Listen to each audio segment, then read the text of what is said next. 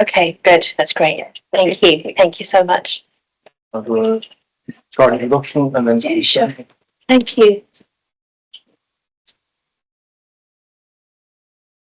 Welcome everybody to this session on circularity. We will have two speakers today. The second speaker Michael Morris, is not able to make it. So our first speaker is Noreen. She's the newly appointed Synod Family Chair in European Law here at University College Cork. Until recently, she was the Associate Professor in Human Rights, European and Environmental Law at University of Surrey. She's co-director of the Surrey Centre for International and Environmental Law. She read law at University of Cambridge, Corpus Christi College, and at UCL, where she did her LLM in public law. She did her PhD at Queen Mary in University of London, and she's also completed non-degree studies in European University Institute, Florence, University of Paris 1, Sorbonne, and RADA. She has previously worked as a research fellow at the British Institute of Environmental and Comparative Law, and in practice at the European Commission's Legal Service in the Court of Justice at the European Cabinet. With the Advocate General Charleston. At Surrey, she leads and researches a range of projects hosting at the Government Plastics Network on the law and governance of plastics pollution, funded by a range of agencies.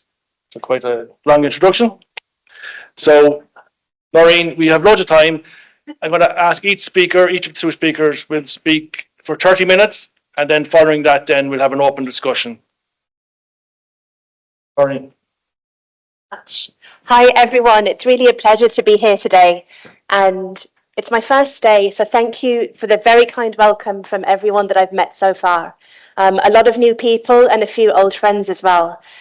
Today I'm coming back to the topic that I actually presented the first time I attended this conference back in 2019 on the prospects of maybe having international plastics governance in the form of a treaty. 6 years ago, I didn't think the prospects were very good at all, but I was hopeful that something might come about in the coming years. And the global momentum, whether that's nationally here in Ireland, regionally in the EU, or globally across all different regions, the momentum has grown so much over that intervening period from 2019 until now. And as I'll explain today, we're actually very deep into the process now of negotiating a global treaty aiming to end plastics pollution and to also regulate in a much more coordinated way the whole of the very complex plastics value chain in the world. It's a really challenging, politically sensitive, environmental initiative that's going on. And I've been very deep at work on this, among other interesting topics. So without further ado, I'm going to get going on the theme of bridging high and low ambition in the global plastics treaty negotiations that are being run by the UN Environment Programme in a negotiation phase right now. So, in terms of the main arguments of this talk, and the paper that accompanies it, that's going to be coming out in a few months, I argue that plastics, the overproduction of plastics, the overconsumption of plastics, and the enormous scale of pollution that is generated across diverse different environments, land, marine, consumption within the human body as well, is very complex and very challenging. Plastics are a growing contributor to the triple planetary crisis. The governance, in terms of looking at the laws and policies that engage with tackling the plastics pollution across the value chain, is extremely fragmented, no matter what level that you're looking at, whether that's national, regional, or international. And these efforts to conclude a treaty are reaching their climax, and we would have said a year ago they were reaching their climax too, but there was a big failure to reach the agreement last November at the opening of the 5th stage of the negotiations, and those talks have been delayed to continue now in the summer, where we hope again it will be the climax and there will be a treaty. Some of the research questions I'm thinking about in terms of concluding a global plastics treaty are the opportunities this offers countries. Will this be an opportunity that countries will take to reimagine plastics governance, to make it more effective and rigorous? Will they really engage with circular economy principles, and if so, how? And will human rights really feature in more than a superficial or symbolic way, as currently seems to be the case at this very deep and late stage in the negotiation process? There were some really nice presentations on this theme yesterday at the end of the postgrad conference. So I'm aiming to make this talk complementary to all that great work that's going on here, but also a bit different as well. And one aspect that might make my talk a bit different is that I do a lot of work with the Scientists Coalition for an Effective Plastics Treaty. I'm speaking not on their behalf, but just on my own behalf today. But a lot of my work is influenced by my engagement with chemists, ecotoxicologists, health psychologists, and so on, in terms of how I view the risks prevalent across the plastics chain and the sort of governance that might be needed to make things better for the environment, for human health, and for future generations too. So why negotiate a global plastics treaty at all? One of the main reasons is that the contributing factors there for the triple planetary crisis are really concerning. So in terms of the contribution of plastics to climate change, the growing burden of the plastics value chain in terms of the carbon budget globally is really, really scary. And I've got some stats on that a bit later on. There are various different projections on that, roughly ranging between 10 and 19% of the global carbon budget by 2050 if nothing rigorous is done in terms of regulating plastics in the immediate future. Of course, plastics has very complex contributing effects to biodiversity loss, contamination of ecosystems, especially ocean and marine ecosystems. It's a pervasive source of pollution that everyone, pretty much, is exposed to on a daily basis, and some are more at risk than others. So some communities, especially women, especially young children, are extra exposed to the effects of plastics on human health.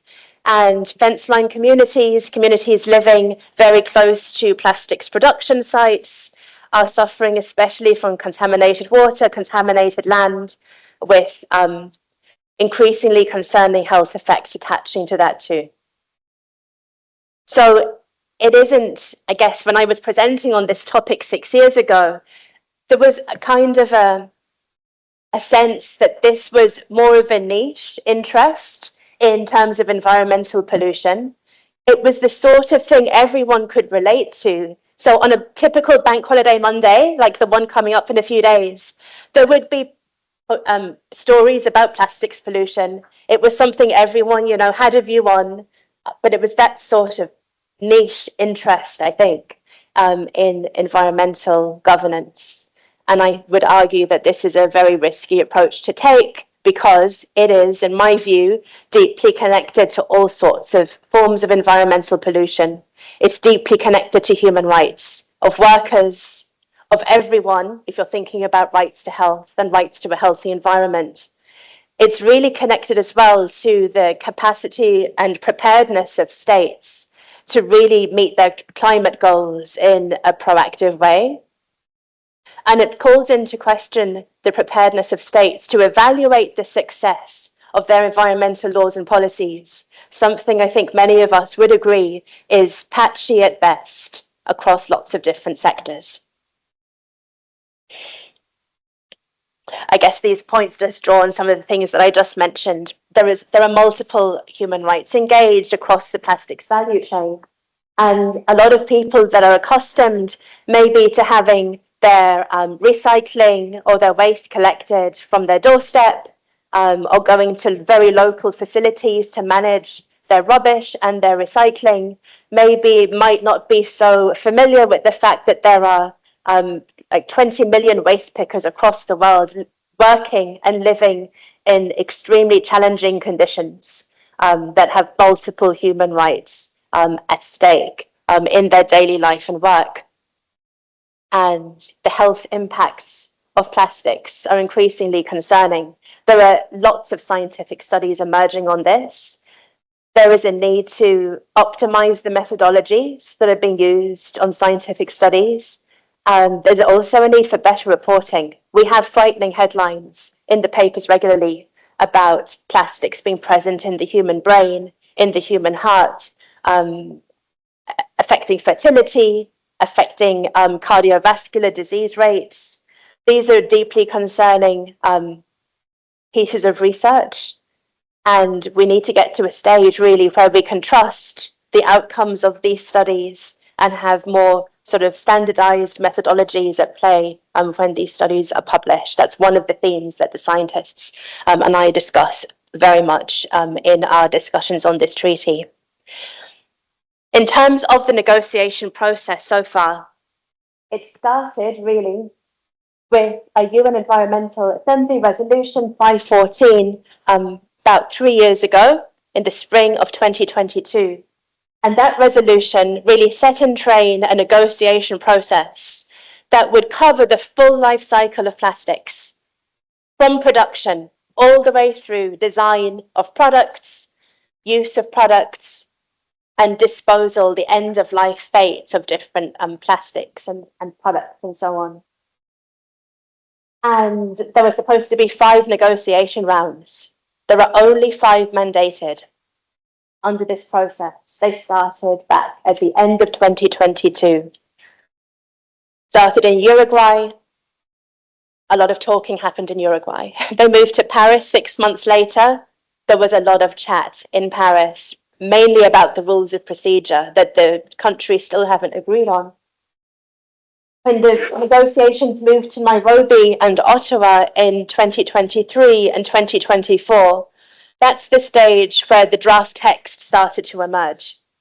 So you have these draft versions of treaties that are full of brackets indicating that at least one country, probably many countries, object to certain things being present in the treaty. The climax was supposed to be in South Korea, in Busan, in November 2024. And at that point, there was a failure to reach an agreement. It was too premature. The text that was on the table at that stage just wasn't ready to be adopted. There were too many things that had to be bridged between countries that are very ambitious in their stances and countries that just want to keep the status quo, keep everything the same, let the problems continue. Now, I said that there are only 5 negotiation rounds mandated by the UN Environment Assembly. That means they can't have a 6th, so they had to pause the negotiations in South Korea and say we're going to extend them and continue them in Switzerland this summer. So the goal this summer will be to have a treaty ready for adoption. In terms of participation in the negotiations, this has been something that's really contested by observers and with a lot of concern about the extent of industry engagement in the negotiation phases. So there are some big coalitions and groups involved in the negotiations. One of the most prominent is the High Ambition Coalition to End Plastics Pollution. And the EU and the member states are part of this high ambition group, lobbying to maximize ambition as much as possible, aware that there will be some inevitable compromises in these closing stages when the ambition is going to be diluted in the interest of getting an agreement. Underneath there, you can see on the bottom right-hand side, there are also lots of regional groups. So GRULAC, Group of Latin American and Caribbean countries, small island developing states, joining together in a coordinated way to argue for what they think should be essential features of this treaty. We have the business coalition, so lots of businesses. This is one of the more ambitious business coalitions in the treaty process. And as you can see at the bottom left-hand side, that's a statement during the process from Iran on behalf of the like-minded group of countries, which is a very nice way of saying that these are the countries essentially that are maybe described as lower ambition, that want to keep the ambition closer to the status quo, like the idea of a level playing field, of course, but they don't want some of the things that the high ambition countries would see as really essential and critical in order to get a treaty that is impactful and effective on the problem of plastics pollution. Other groups that are involved include youth groups and Indigenous peoples groups, waste pickers, groups representing workers and women and so on. So lots of diverse NGOs. I haven't put any pictures up there of industry groups. Not all industry groups are the same, of course. But there's been a lot of concern about the sort of the size of the industry lobby as observers during this process at every stage, far outnumbering the number of delegates and teams that are representing the smaller countries in the process. And I'm a member of the Scientist Coalition. That's a network of 400 scientists. I would say around 40 or 50 of us are like deeply engaged in the process. We're independent. We have a conflict of interest statement that we all have to sign up to in order to participate. And we aim to advise states on the scientific implications of different options that are under consideration in the treaty process. For this treaty to be effective in the future, it will require expertise, very interdisciplinary expertise, but including scientific expertise at all stages. So is there evidence of high ambition in this very messy latest version of the chair's text, latest treaty that's under negotiation? So I'm going to grab my beautiful water bottle while I let you read maybe that slide. I'm going to highlight a few areas of the development of this treaty so far, which are particularly contentious in these final stages.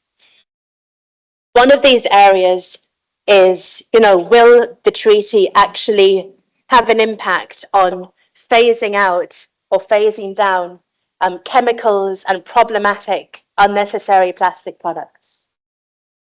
This is currently covered in Article 3. And there are major questions still about the scale of change that could be evident in this provision.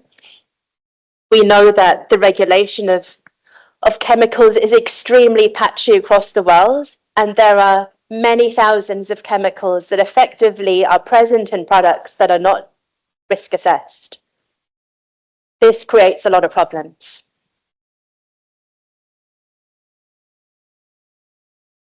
We're perhaps more familiar in Ireland and in the EU generally with the phase out of problematic and avoidable products, because we have the Single-Use Plastics Directive. People complain about deposit return schemes, and they complain about caps being attached to plastic bottles and that sort of thing. So there are some moves to phase out similar types of products at a global level through Article 3. It's really unclear at the moment where the consensus is going to arrive at in this respect, in terms of how much is going to be phased out for chemicals and products. So that's one of the sort of the key areas to see whether that would be ambitious or diluted somewhat in the last stages. Product design is really important and actually not that much discussed in the literature surrounding this process. If a treaty is going to actually make much more of an impact on plastics pollution, there's no point in a treaty just dealing with waste management. And I know that if you look globally, we are very lucky when it comes to waste management compared with a lot of other countries. and probably 2 billion people globally that can't match the sort of services that we have here and that we maybe take for granted.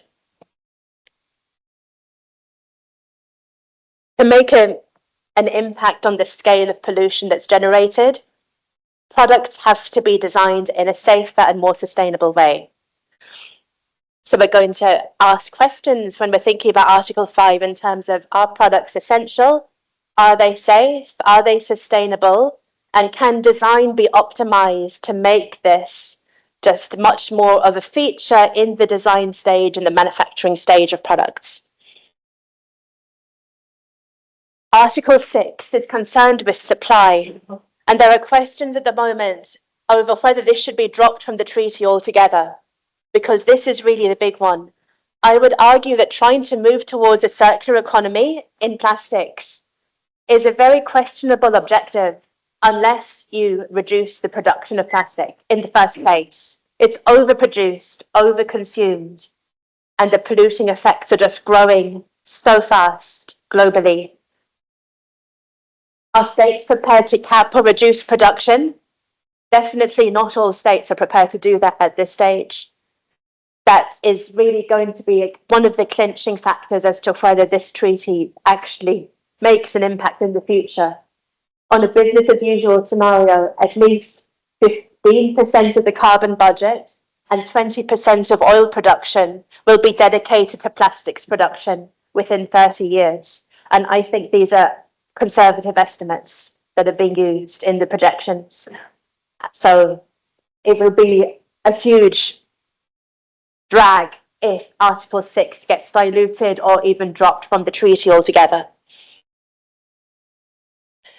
Releases and leakages are covered in Article 7. There are objections to using the word emissions in the treaty at all. So the word emissions apparently is too politically contentious to use, so we're using releases and leakages. This will require a lot of coordination on states to standardize their monitoring, their evaluation, their reporting to tackle emissions, leakages, and releases of plastics across the full life cycle, and the connections there between plastics and other forms of pollution, including air pollution. I'm working particularly on the financial side of this treaty, thinking about how to operationalize it in a way that will make it possible to maximize how universally this treaty is adopted and implemented by states. So when we're thinking about a financial mechanism that might be effective, this is intensely political issue. It's really thinking about how do we remove barriers to states implementing the treaty? How do we assist states with the costs of implementation? And in every respect, if you go through the draft text at the moment, scientific and local and indigenous knowledge will be necessary in so many ways across the plastics value chain to get this treaty working in practice. All of that has to be financed. So the financial mechanism is a very important aspect of this treaty to get right. It's not clear at the moment if there's going to be a tax, a global tax that has been mooted, that could raise many billions of dollars a year, that would be sort of a shortcut to get the funding into this financial mechanism. That's on the table still, just about. But it's not clear if that's going to be adopted globally. Of course, more locally, we're getting more familiar with European countries introducing plastics taxes. They're not particularly dissuasive necessarily, but at least it is a move in the right direction to try to dissuade overproduction of the manufacturing of plastics. The health dimension, I think, is super important from a human rights point of view. As I mentioned at the beginning, the health impacts of plastics pollution are relevant to everyone who has plastic in their daily life, and there is a great intersectionality issue there. Some groups and individuals are more impacted and sensitive to the health impacts than others, especially young children, fence-line communities, and so on. There is a question mark at the moment as to whether there will be a standalone provision on the human right to health. in the treaty is just a placeholder at the moment. It would be Article 19 if it goes in. I would argue that a precautionary approach is fully justified given the uncertainties of the scientific research at the moment, which is pointing in a scary direction across lots of different possible health impacts. I mentioned the presence of plastics throughout the human body, in the bloodstream, crossing the blood-brain barrier, in the heart and in other organs as well. I would say this justifies a precautionary approach that should be monitored and evaluated over the time that the treaty is in place. It also highlights the need for scientific expertise to be embedded in the treaty process going forward, in the COP process, of course. The preamble at the moment talks about the need to protect health and the environment, but I'm not so sure that that's enough to really have a good hook for health in the treaty. One of the final points I wanted to highlight is the need for a science policy interface. It's unclear how this is going to work in the treaty, but I would argue that there is a need in the ongoing process in the future, given how lucrative the plastics industry is, and how a lot of these maybe parts of industry that are not so supportive of a rigorous and ambitious treaty, they employ their own scientists that may have their own perspectives, more aligned with their corporate policies on what should be done for the treaty. So any effort to mitigate conflicts of interest, to include independent science in the ongoing elaboration of this treaty and its implementation for states in the future, is going to be very critical to the credibility of this international treaty if it gets adopted. Because this is, I hope, not going to be a treaty that is locked in time if it gets adopted this summer. Because this problem is going to continue to develop and evolve in different ways. We're going to need scientists to monitor sort of the risk assessments for chemicals, to monitor what should be phased out and phased down and how fast that is done, and to also share good practices and knowledge of the risk factors on the human health side of things for humans and for animals and ecosystems. There's a huge amount actually that states can learn from each other in terms of what policies are more effective than others. There's a lot of need for capacity building for states that, can be very fruitful to engage with. There are instances of countries, I've done a lot of work on East African countries in this regard over the last few years as well, of countries sort of imitating EU law or copying EU law, and that can work up to a point, but it's not necessarily always right for that context. So every particular context is different, has its different priorities. And this is very noticeable, especially in the area of just transition and the rights of workers. Because in some countries, especially I would say India, Brazil, Kenya, to name 3 countries that I've done some work on, that have a big waste picker community and are very concerned about the potential loss of jobs in those countries. The prospect of having a treaty that might promote green jobs, more sustainable employment in the waste sector is a really high priority for those countries too. Education as well, final point there. Education is really important for future generations in terms of their understanding about environmental pollution and, to empower our young people to make choices and decisions that will be more environmentally friendly in the future. So can high and low ambition be bridged? It almost goes without saying that for some of the highlights that I've mentioned here in the treaty, the high ambition countries are aiming very high, knowing that compromises are likely to be necessary.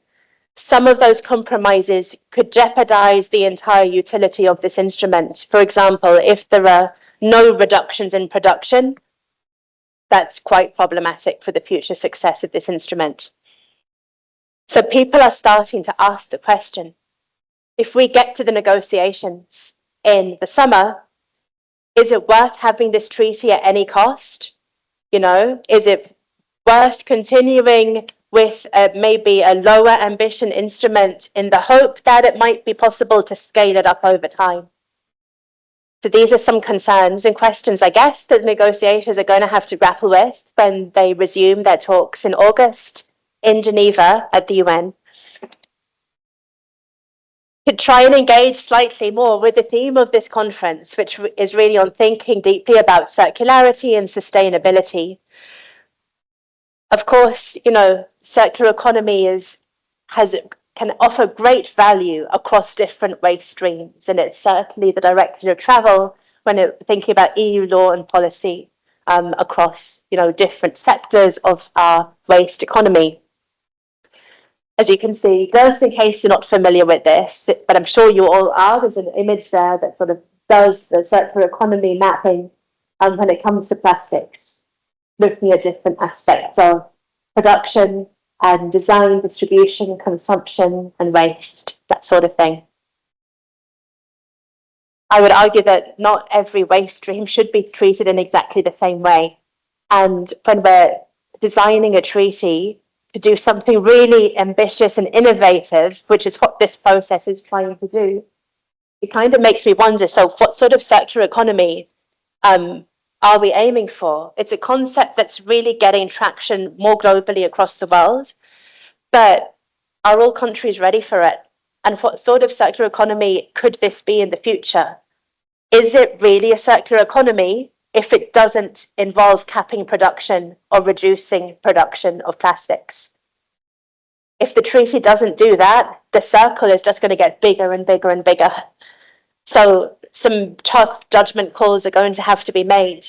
And subsidies is a very challenging issue that doesn't feature in the treaty at all, and it probably won't feature in the treaty at all, no matter how much people might be critical of the vast amounts of financial subsidies that states are putting into the plastics production system.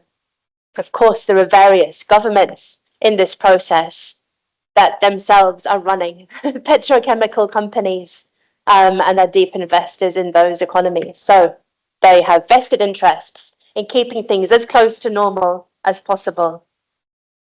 Another question as well with this drive to circularity, which is a question we should care about here in the EU as well as further afield, is do human rights matter in a circular economy, and how are they protected throughout every aspect of the value chain of plastics or of any other waste stream that people are concerned about? And I know there are others, maybe in the audience or at this conference generally, that will be working on concrete or agriculture or other materials on in terms of circular economy and developing that model in different parts of the economy. So I think it's worth asking the question, is circular economy a worthy goal? And if we're pursuing it, how are we doing it? Are we doing it in the right way? Are we taking everything into account that we should be? These are still very dynamic questions, I would say, in the negotiation process.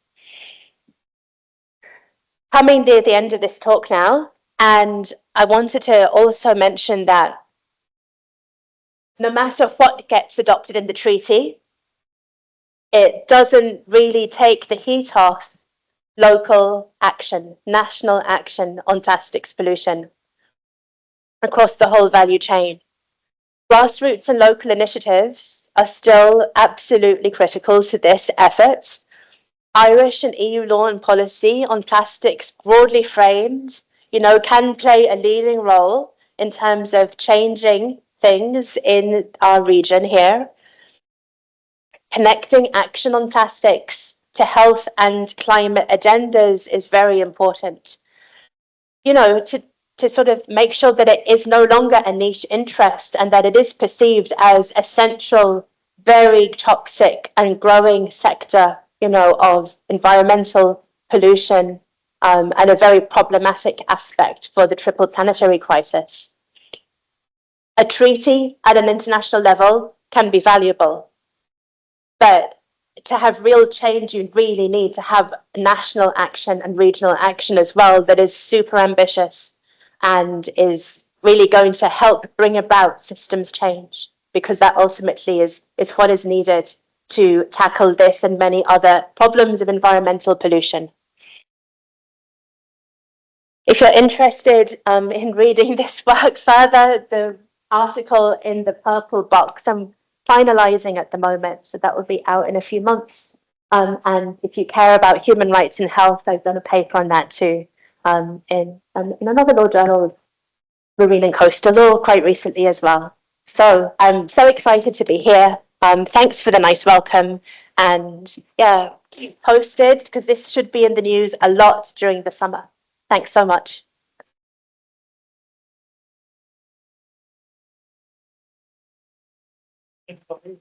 We have some time for questions before our next speaker. We have a roving mic. We can get it to work. So, has anybody any questions? Just one moment, I mean, yeah, I was getting, right, you turn that. I'm with Friends of the Irish Environment and on Hampshire. And we talk about plastic before, but then we on to all this is going to the so-called recycling side, where you separate all the bottles, different colours and so family friendly. Go down to the repack side, down the old Cork docks here, and you will see all those plastic bottles or these glass bottles are mushed up and turned into one single thing. They don't get turned into plastic here. And of course, the same with plastic bottles. So the question I want to ask is what we must admit is a very successful deposit and return scheme in Ireland, which is in all the supermarkets now being very well used and taking a whole new, like in India sometimes, people going around scavenging the bins in cities and getting a bit of cash back so they can win and buy groceries. But is that actually counterproductive in promoting the accessibility of single beverage plastic containers? This is a great question, and I absolutely think that there is far too much of a focus on recycling as a solution. I think that's a very dangerous position to take, because recycling can mean recycling into plant pots and benches by the beach that are, just sitting there looking pretty ugly. And it can also mean states just divulging themselves of their responsibilities over waste and transporting it to faraway countries for them to deal with the problem when they don't have the capacity or resources to do it. I absolutely agree that it's necessary to kind of shift our culture to one that doesn't rely on a throwaway solution like single-use items. I think a cultural shift away from single use is very important. Maybe in the short term, deposit return schemes offer value to the community to encourage behavior change, which is a good step, but it is not a full solution. So a big sort of cultural shift towards not using single use and reusing materials, shifting everything further up the value chain of products is very, very important, in my view. I'd love to talk to you more about this too. Any more questions?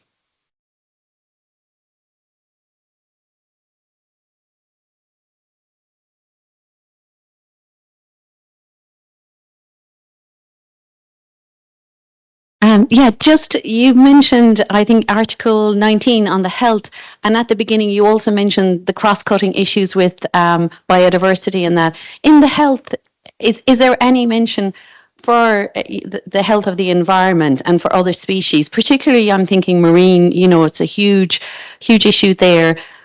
So just wondered, does it extend beyond people and our health to the wider environment health, what's in the treaty in regard to that? This is a very important question. So at the moment, there is in the preamble to the treaty, there is a reference to health as one of the goals of the treaty to protect human health and the environment. In what might become Article 19, there is currently a placeholder, and they may be included a specific provision there on health. And there are lots of calls from the Centre of International Environmental Law, among others, to try to integrate biodiversity into the health placeholder as it stands as well, for various good reasons, you know, above all to protect other ecosystems in their very diverse forms from the health impacts of plastics, and also to have some explicit connection there to the CBD and the BBNJ as well would be good, because having regime interaction is very important for the plastics treaty. There are nice connections there between our international environmental law on biodiversity and the plastics treaty, and highlighting those links would be very beneficial. However, there is a big question mark over whether or not there will be an Article 19. So right now, in this intersessional period leading up to the next round of negotiations, this is exactly the time to engage with states, to engage with the Irish government, you know, to try to lobby at the EU level to highlight the concern that there should be a specific provision on health, and that it would be valuable to have biodiversity reference in the treaty as well.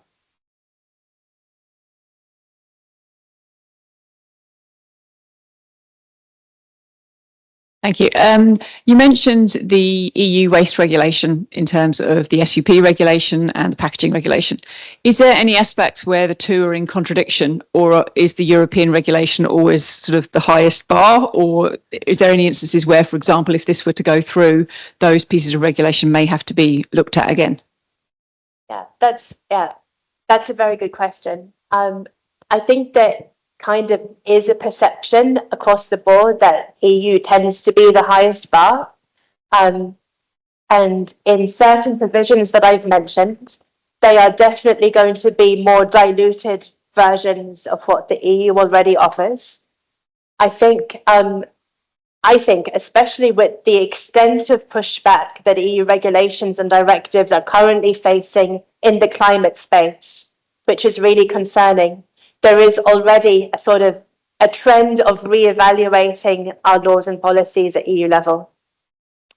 I just think the way that that is done is something to be watched very carefully, to make sure that any changes, you know, do not bend unnecessarily to industry in a way that dilutes their environmental goals. So I think that is a necessary thing to be done in the plastic sector, but that is a concern across all of climate action at EU level at the moment too.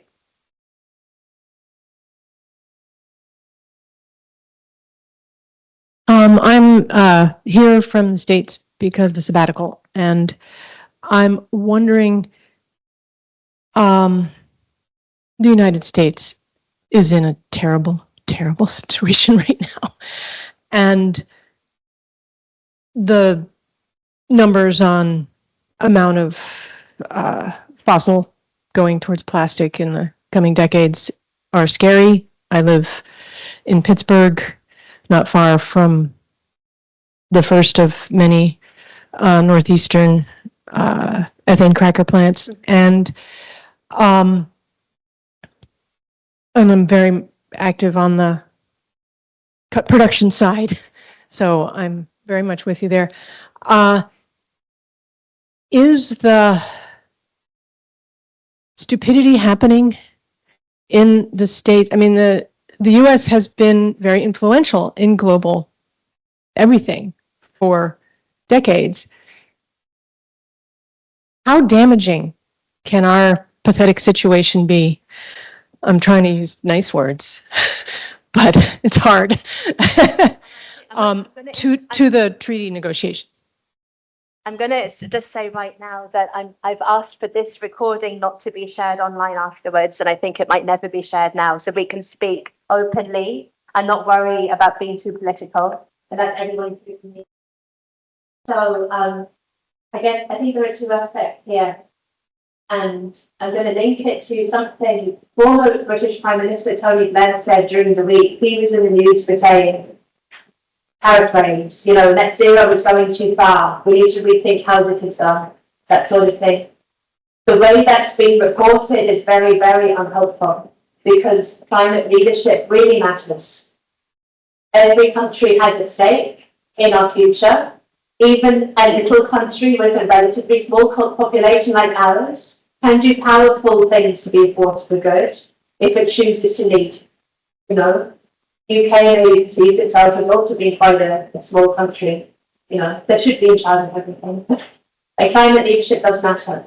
So for the United States, devastating that so much damage is being done to universities, to funding, to other environmental agencies that are funding amazing scientific research in the States. And researchers are now being invited, now being invited to Europe to continue what the good work that they're doing. And the scientists that I work for have been blocked from attending some meetings, project meetings and so on. There are big barriers being put in place.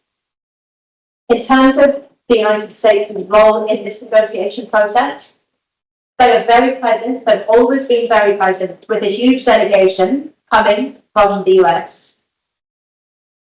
We've kind of gone through the process knowing that they're not going to ratify and sign up to the treaty, but they have, in my view, largely been very facilitative during the process, not blocking the process. There are other countries that are far more explicit about watering things down and blocking and wasting time. The US has been very, facilitative of this process, even with the political realization that they were not planning to sign up to this. I have noticed maybe a slight change. Please do not report this in social media or anywhere else. But I've noticed a slight change on this in the last few months in a different process in the WTO. But I'm hoping that things will stay very constructive in the plastic negotiations. But yeah, you've got my sympathy. Yeah, I know, it's more of the same. Yeah. It's important. This will have to be our last question. I'm sorry for interrupting. Sorry, so I'm just wondering, if the EU is to ratify this treaty, is there a possibility that companies or industries can take legal action in the European Court of Justice against the EU for, infringing on their economic rights if they're to ban, rightfully so, any materials or even products that are deemed as effectively useless? Yeah. I haven't mentioned this at all, but this could be a very big and interesting issue further down the track in the future that could really sort of change the complexion of litigation here in Europe on this. So we're going to have to see. We're going to have to see, do we get a treaty that could have those consequences in the future? I better say, I've really enjoyed this discussion, and I am going to ask that this recording isn't shared because I've said things that absolutely should not go on social media. So thank you so much for not reporting my comments. And I have been talking in my own capacity, but note that some of the stuff that I've been discussing is under peer review right now, and it isn't published. So thank you for keeping the secrets in the room. I hope it's been useful, but it'll be interesting to discuss it going forward. Thank you, Noreen. So could I invite our next speaker, please? Mary Dobbs. Take the stage.